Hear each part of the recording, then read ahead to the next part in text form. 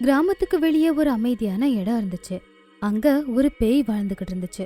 அந்த பேய் கிட்ட ஒரு தோட்டம் இருந்துச்சு. அங்க அது சில காய்கறிகளை வளர்த்துக்கிட்டு இருந்துச்சு.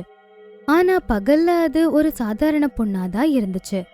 அடடா, எவ்ளோ அழகா இருக்கு நான் வளர்த்த காய்கறி. இந்த மாதிரி காய்கறி இங்க யாராலையும் வளர்க்க முடியாது. இனிமே இந்த கிராமமே எனக்கு சொந்தமாக போகுது. அதுக்கப்புறம் அந்த பேய் ஒரு சாதாரண பொண்ணு மாதிரி ஒரு கூடையில காய்கறிகளை எடுத்துக்கிட்டு விக்கிறதுக்கு போச்சு. ஏமா காய்கறி விக்கிற பொண்ணு, கொஞ்சம் இந்த பக்கம்தான் வருது. இந்த பக்கம் வராம அவ்வளவு வேகமா எங்க போய்கிட்டு இருக்க? நான் உங்க பக்கத்துல தாமா வரேன். வாங்கிக்கோங்க. என்ன காய்கறி வேணும்? விலை கம்மியா கொடுக்கறேன். அதுக்கப்புறம் சும்மா பேய்கிட்ட இருந்து சில காய்கறி வாங்கினா. நைட் ஆக ஆரம்பிச்சதும் அந்த பேய் தன்னுடைய வீட்டுக்கு போயிடுச்சு. அது வீட்டுக்கு வரதுக்குள்ள ரொம்ப இருட்டிடுச்சு. அதுக்கப்புறம் அந்த பேய் அதோட உருவத்துக்கு மாறுச்சு.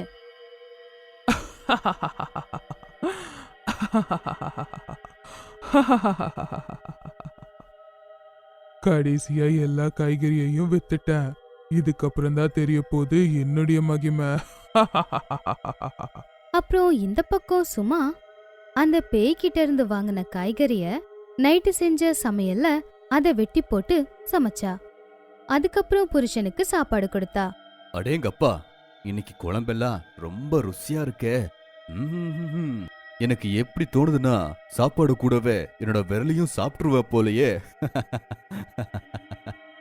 இவங்க 2 பேர் பேசுறதையும் அந்த பேய் அவங்க வீட்டுக்கு வெளியே நின்னு ரகசியமா கேட்டுக்கிட்டு இருந்துச்சு.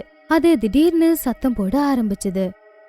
சாப்பிடு சாப்பிடு, ரொம்ப சந்தோஷமா சாப்பிடு. இப்ப தெரிய போகுது பாரு.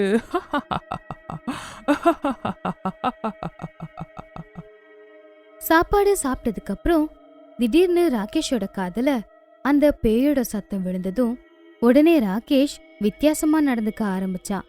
அவன் உடம்பு எல்லாத்தையும் முறுக்கிக்கிட்டு இருந்தான். அதுக்கப்புறம் அவன் ரொம்ப கோவமா சும்மாவை பார்த்தான்.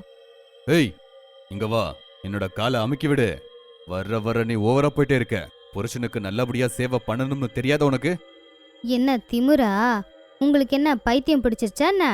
என்ன காலம்க சொல்றீங்க? என்ன கொழுப்பு அதிகமாயிருச்சா உனக்கு? வா, காலை மட்டும் சரியா அமுக்கி விடு. தூங்குற வரைக்கும் அமுக்கிக்கிட்டே இருக்கணும். சும்மா ராகேஷ பார்த்து பயந்து வேற வழி இல்லாம அவனுடைய காலை அமுக்க ஆரம்பிச்சா. அடடடடா, இத பார்க்க எவ்வளோ சந்தோஷமா இருக்கு. போடுங்க போடுங்க, சண்டை போட்டுக்கிட்டே இருங்க. நீங்க சண்டை போட போட எனக்கு தான் சக்தி அதிகமாகும்.